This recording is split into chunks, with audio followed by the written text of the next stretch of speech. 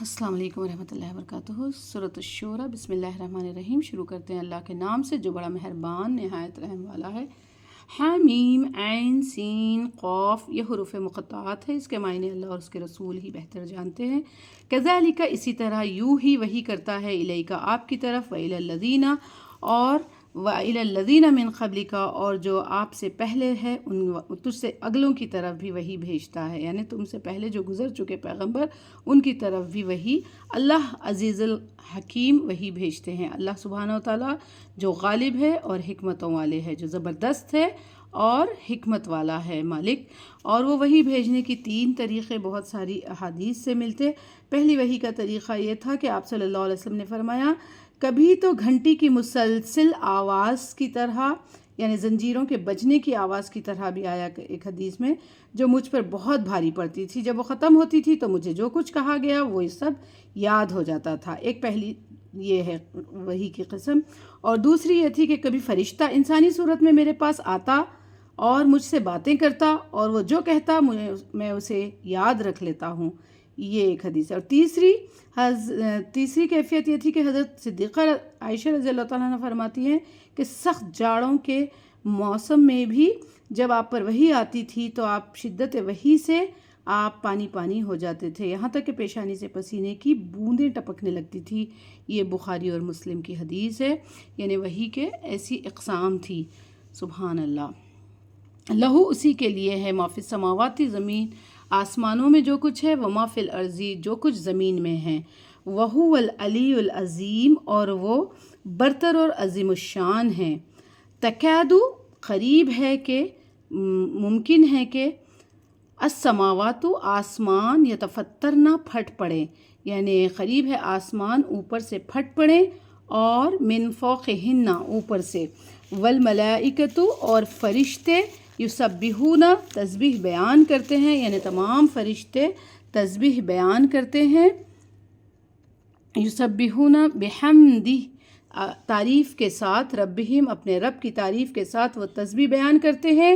اور کیا کرتے ہیں، یستغفرون، وہ استغفار کرتے ہیں، لمن فی الارض، جو زمین میں ہیں، یعنی زمین میں بسنے والوں کے لیے، جو اللہ کے حضور توبہ کرنے والے لوگ ہیں، جو اللہ سے ڈرنے والے لوگ ہیں، ان کے لیے ملائکہ بھی اپنے رب کی حمد کے ساتھ جب تعریف بیان کرتے، پھر اس کے بعد استغفار کرتے ہیں زمین والوں کے لیے۔ الا، خبردار ہو جاؤ، خوب سمجھ رکھو کہ ان اللہ، بے شک اللہ تعالیٰ، هو الغفور الرحیم، وہی ہے بخشنے والا اور رحم کرنے والا۔ جب آپ توبہ کریں گے کوئی گناہ کر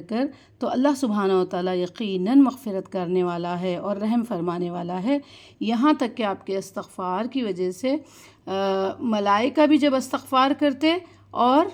وہ آپ کے لیے استغفار کرتے جو زمین میں ہیں۔ قرآن میں اور ایک جگہ بھی اللہ سبحانہ و تعالیٰ فرمائے نا کہ وہ بندوں کے حق میں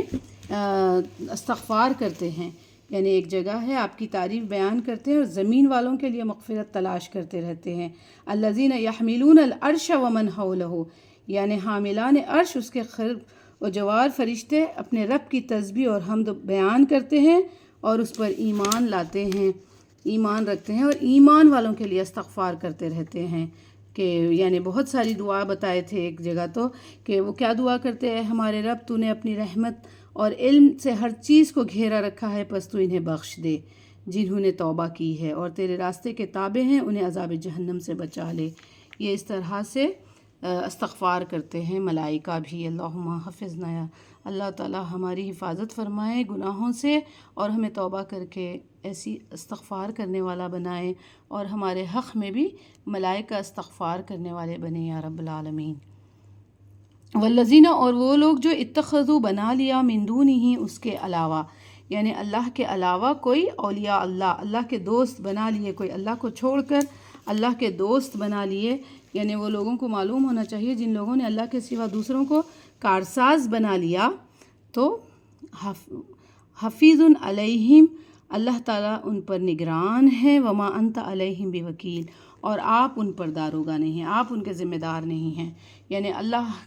کے پاس ہے ان کا معاملہ، اگر کوئی اللہ کو چھوڑ کر اللہ کو دوست بنانے کے بجائے کسی اور کو دوست بنائیں گے، کسی اور سے مدد طلب کریں گے اور ولی داتا آقا سب اس کو سمجھیں گے، تو اللہ سبحانہ و تعالیٰ بول رہے میں ان پر حفیظ بھی ہوں اور میں ان پر کارساز ہوں۔ آپ نہیں ہے کارساز، آپ وما انت علیہم بوکیل، آپ ان پہ وکیل بھی نہیں ہیں، آپ ان کے ذمہ دار بھی نہیں ہیں۔ تو اسی لیے سبحان اللہ، نبیوں کا بھی کام اللہ تعالیٰ بتائے کہ آپ کا کام ہے صرف پہنچا دینا، سزا دینا نہیں دینا وہ اللہ کے ذمے ہیں، مغفرت فرمانا، پکڑ کرنا یہ اللہ کے ذمے ہیں، اور